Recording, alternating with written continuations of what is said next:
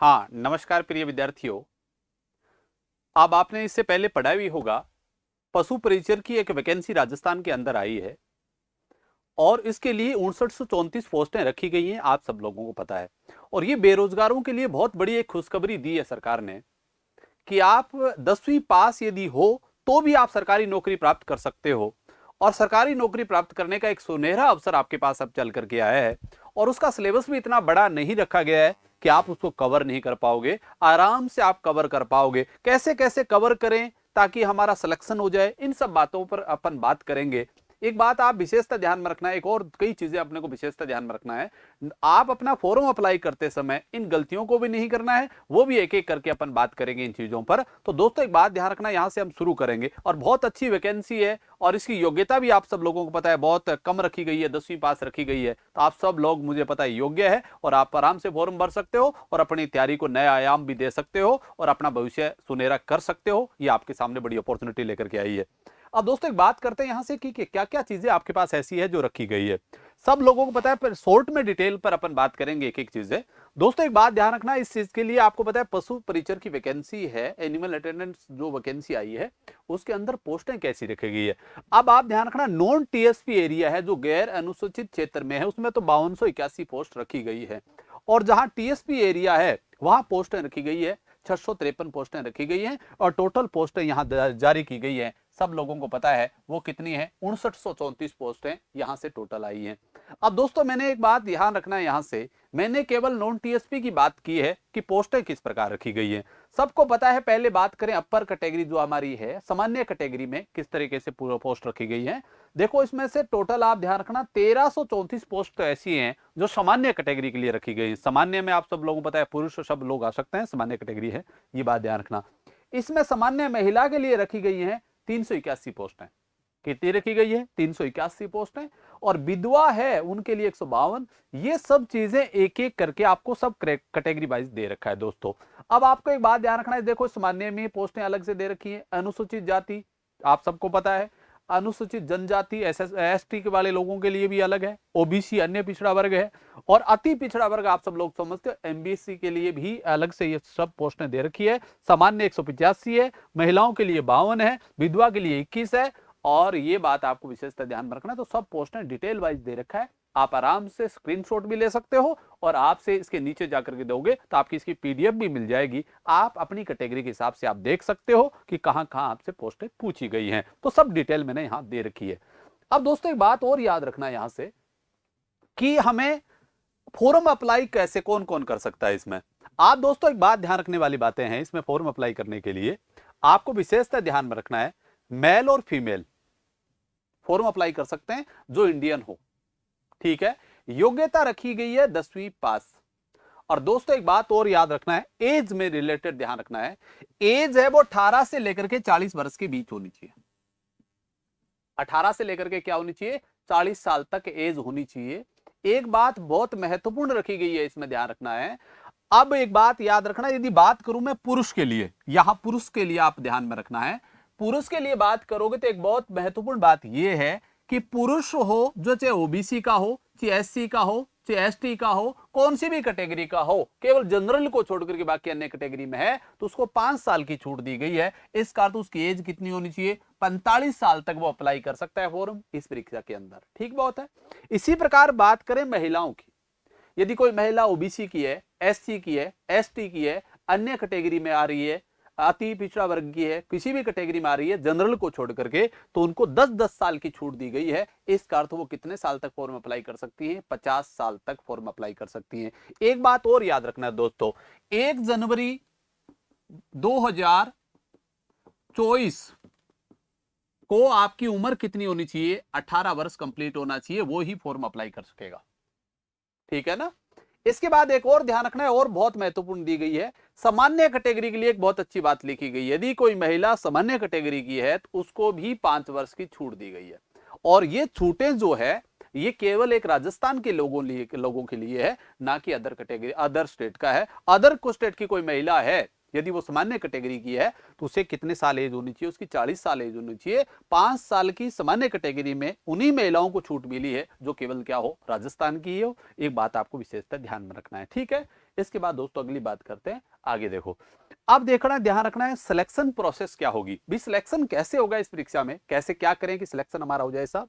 तो सबसे पहले आपका एक रिटन एग्जाम होगा। रिटन एग्जाम के आधार पर ही आपकी क्या बनेगी, एक मेरिट बनेगी। जो बच्चा मेरिट में आएगा उसका क्या होगा, सिलेक्शन होगा। एक बात आपको विशेषता ध्यान रखना है, तो ये रिटन एग्जाम है और आपको सबको पता है अधीनस्थ बोर्ड इसके माध्यम से क्या करवाएगा, परीक्षा करवाएगा। और रिटन एग्जाम के आधार पर ही आपका क्या होगा, सिलेक्शन होगा। पहली प्रोसेस ये है। अगली प्रोसेस की बात करें तो दोस्तों एक बात आपको ये बहुत महत्वपूर्ण है, परीक्षा की स्कीम क्या है, पाठ्यक्रम क्या है। पशु परिचर के पदों पर भर्ती हेतु परीक्षा की स्कीम निम्न के अनुसार है। इसमें 2 पार्ट रखे गए हैं, भाग ए रखा गया और भाग बी रखा गया है। भाग ए की बात करूं दोस्तों तो एक बात बहुत महत्वपूर्ण यहां से ये है, यहां से बात करें तो 105% रखे गए हैं टोटल, ठीक है। और 105 ही अंक के रखे गए हैं दोस्तों, पहला भाग ये है।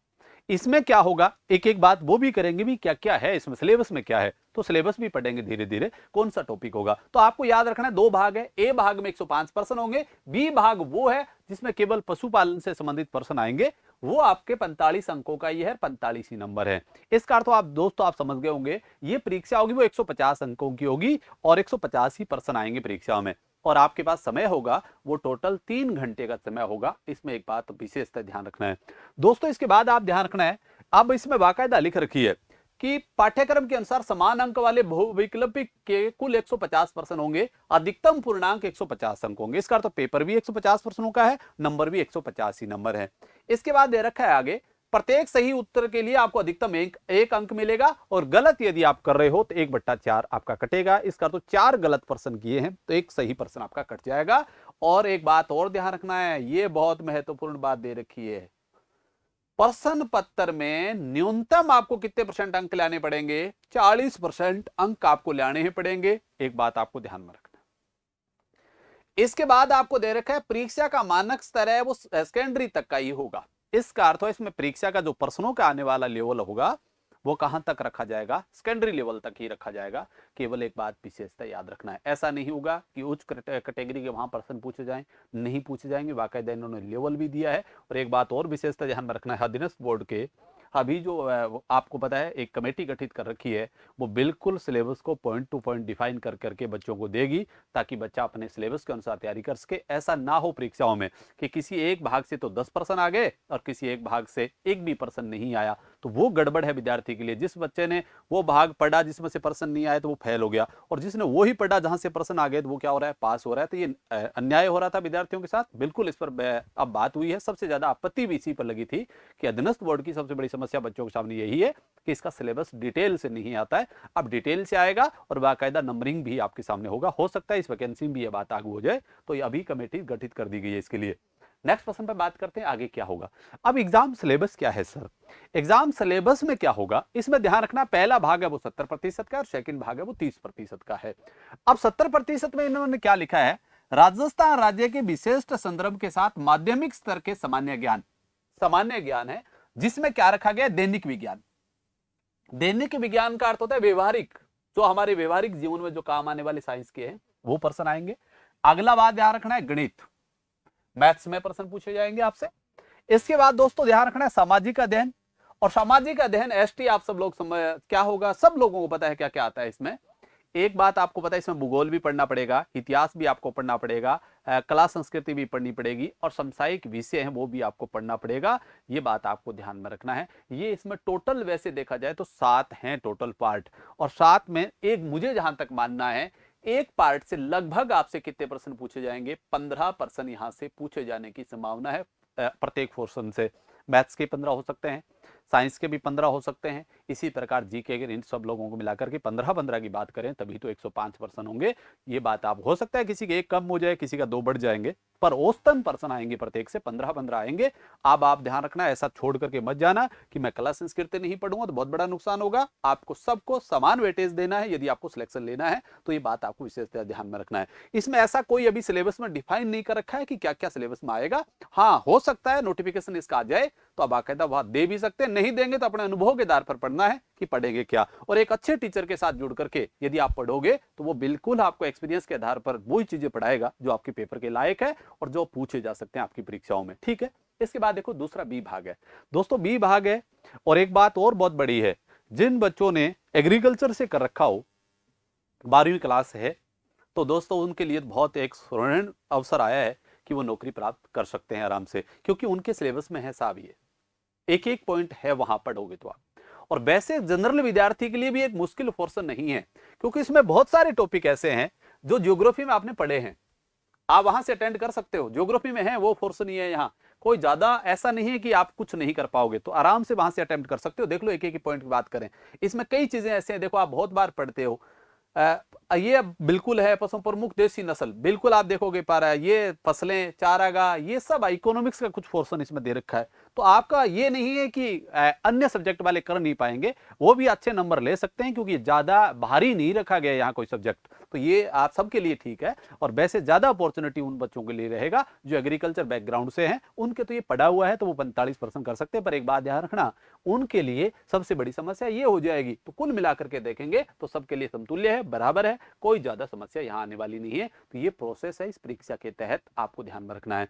और ये सिलेबस आपके पास है, आप सिलेबस डाउनलोड भी कर सकते हो, नहीं है तो आप अपने चैनल पे जाकर के भी मैंने डाल रखा है, वहां से ले सकते हो, ऐप पर भी मिल जाएगा, सब जगह मैंने डाल रखा है। तो प्लीज आप उठा सकते हो और वहां से एक एक पॉइंट। और एक और ध्यान रखना है, परीक्षा में अच्छी तैयारी करनी है तो सिलेबस टू सिलेबस आपको पढ़ना पड़ेगा, एक एक पॉइंट आपको तैयार करना पड़ेगा, ये चीजें आपको विशेषतः ध्यान में रखना है। दोस्तों नेक्स्ट पॉइंट देखिए आगे।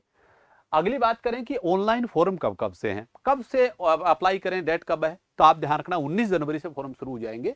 19 जनवरी से लेकर के इसका फॉर्म चलेंगे वो 27 फरवरी के आसपास तक चलेंगे। 19 से 27 फरवरी फिक्स है, ये बात ध्यान रखना। हाँ, इसके एग्जाम डेट रखी गई है वो मई के अंदर रखी गई है। आपको पता है जैसे ही चुनाव होंगे, लोकसभा चुनाव होने के बाद इसके निश्चित तौर पर पेपर होगा। आने वाले 5 से या 10 दिन के बाद एग्जाम डेट भी इसकी आ जाएगी कि एग्जाम होगा कब, बाकायदा हदनेस बोर्ड इसके बारे में कर देगा। और पहले ही बोल चुके हैं कि एग्जाम होगा मई के आसपास होगा, ये बात ध्यान रखना। तो संभावित डेट है वो मई में आएगी, कोई भी आ सकती है, तो मई को मान करके आप तैयारी करिए कि एग्जाम आपके पास, और अपॉर्चुनिटी भी है, 3-4 महीने का आपका समय भी आपके पास होगा। अब दोस्तों एक बात ध्यान रखना है, कोई विद्यार्थी ये चाहे कि सर मुझे मैथ्स का सिलेबस चाहिए और मैथ्स में ये मेरी जिम्मेवारी है, आप हमारे चैनल पे जाकर के सब जगह आप डेमो वगैरह देख सकते हो। हमने एक बहुत शानदार क्रिएटिव कोर्स तैयार किया है मैथ्स का। यदि कोई बच्चा रिकॉर्डेड लेना चाहता है तो बिल्कुल ले सकता है, और यदि वो चाहे लाइव पढ़ना तो वो लाइव पढ़ सकता है। दोनों प्रकार की सुविधाएं हमने रखी है। तो ये सिलेबस आपके पास है, ये कोई भारी नहीं है, हमने केवल मात्र 490 रुपये में रखा है। 490 रुपये में ये मेरी जिम्मेवारी है, आपके 15 में से 15% सही बैठेंगे, और 15% यदि कोई विद्यार्थी सही कर रहा है मैथ्स के तो बहुत लोगों से आगे जा रहे हो, ये सही बात है, और ये आपने आजमाया भी होगा, और ये श्योरिटी है। आप मैथ एक ऐसा विषय होता है जहां आप टोटल पूरे में से पूरे नंबर ले सकते हो, तो ये अपॉर्चुनिटी आपके पास होगी। तो ठीक है, ये सूचना थी आप सब लोगों के लिए। तो प्लीज आपको ये सूचना कैसी लगी, और हमारे चैनल के साथ यदि आप पहली बार जुड़ रहे हो तो प्लीज आप जरूर इसको शेयर भी करोगे, सब्सक्राइब भी करोगे, और अपने विद्यार्थियों तक पहुंचाओगे, और आपका प्यार इसी उम्मीद के साथ। ठीक है, फिर मिलते हैं, तो थैंक यू।